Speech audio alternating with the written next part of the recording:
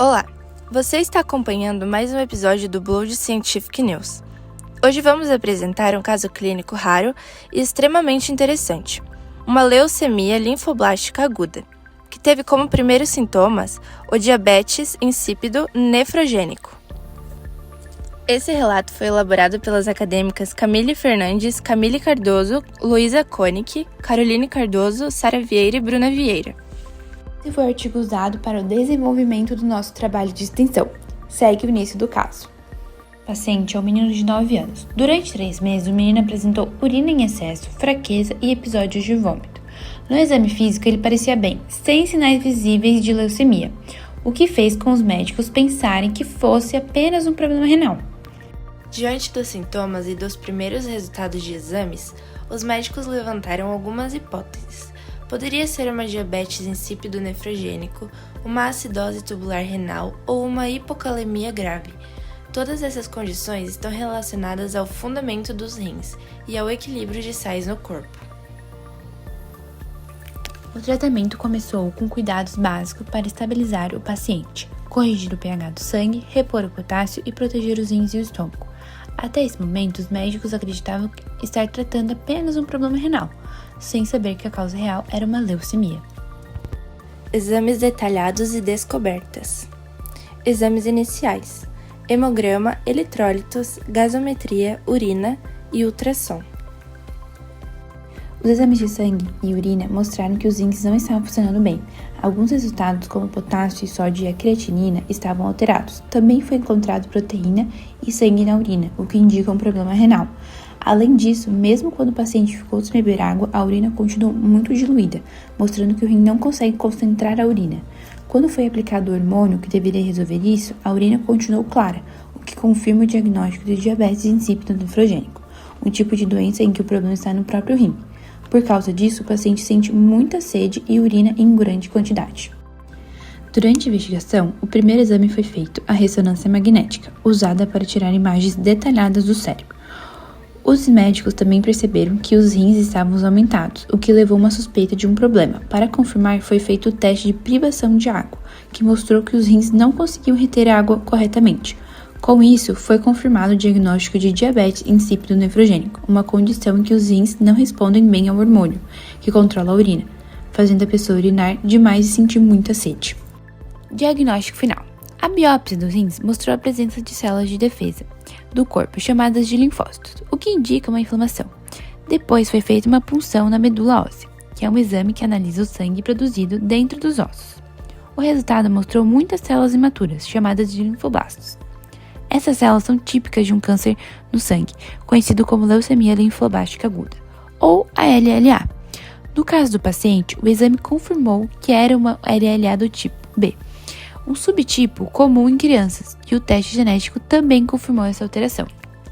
O rastreamento de genes de fusão para a LLA.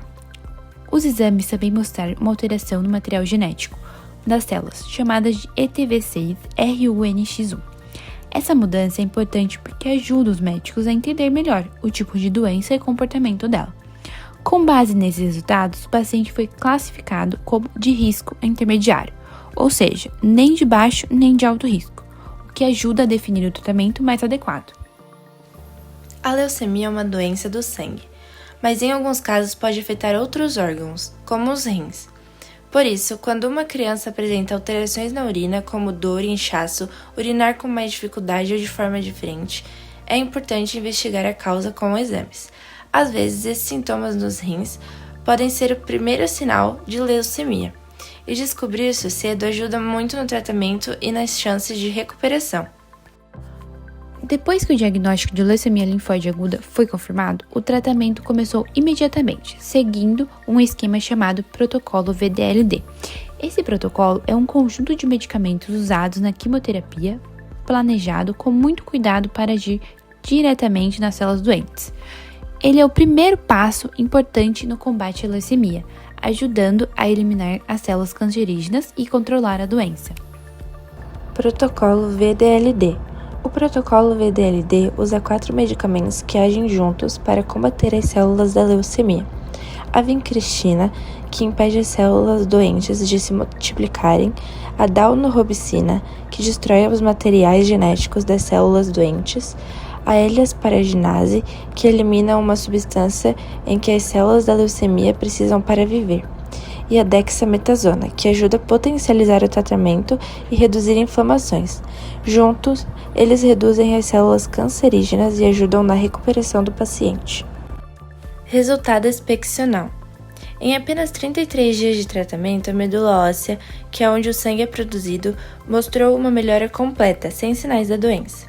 Esse foi um resultado muito positivo, que mostrou como o tratamento escolhido estava funcionando bem. Esse momento marcou um passo muito importante na recuperação do paciente, trazendo esperança e confiança para toda a equipe e para a sua família. A próxima fase é o protocolo CAML. Depois que a doença entra em remissão, o paciente continua o tratamento com o protocolo CAML, que fortalece os resultados. São usados 4 medicamentos: ciclofosfamida e citarabina, que destroem o DNA das células cancerígenas, mercaptopurina, que impede o crescimento das células da leucemia, e a pegaspargase, uma versão modificada que permanece ativa por mais tempo. Proteção do sistema nervoso. O metotrexato em altas doses é um tipo de quimioterapia que circula por todo o corpo para eliminar as células do câncer, mesmo aquelas que estão escondidas. Ele ajuda a evitar que a leucemia chegue ao cérebro e proteja o sistema nervoso. A quimioterapia intratecal, nesse caso, é um medicamento aplicado diretamente no líquido, que envolve o cérebro e a medula espinhal. Isso serve para criar uma espécie de barreira de proteção, impedindo que as células da leucemia cheguem ao sistema nervoso. É como se fosse um escudo que mantém o cérebro e a medula seguros durante o tratamento. Evolução clínica favorável. Durante o tratamento, também foram feitas correções importantes do corpo do paciente. Os níveis de potássio no sangue voltaram ao normal, ajudando o coração a bater de forma saudável e regular. O pH do sangue foi equilibrado, o que é essencial para que todo o corpo volte a funcionar normalmente. A quantidade de urina voltou ao normal, mostrando que os rins estão funcionando melhor e que o equilíbrio dos líquidos do corpo foram restabelecidos. Ausência de infiltração, que causa um resultado animador, porque os exames de acompanhamento trouxeram uma excelente notícia. Não foi encontrada nenhuma infiltração de leucemia em outros órgãos.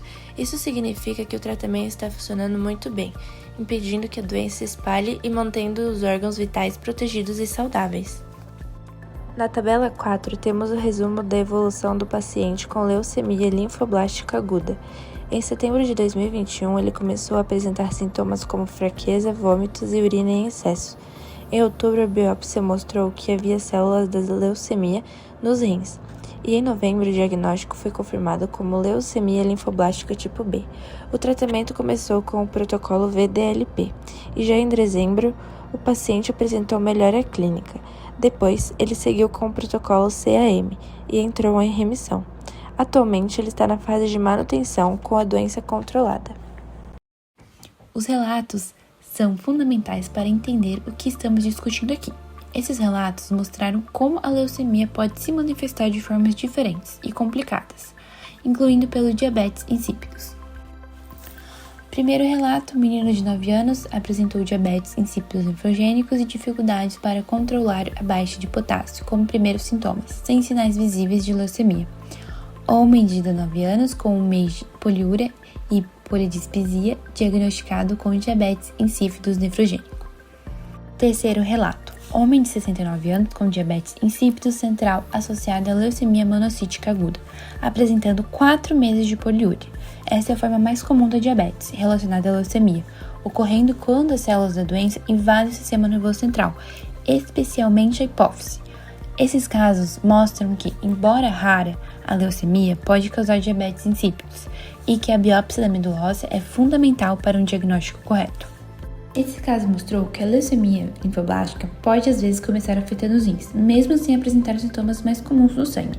Perceber o diabetes como primeiro sintoma foi essencial para chegar ao diagnóstico correto e entender melhor o comportamento da doença.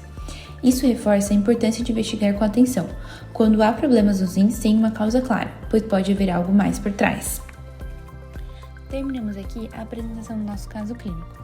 Se você gostou, deixe seu like. Se você ficou com alguma dúvida, deixe seu comentário. Até a próxima!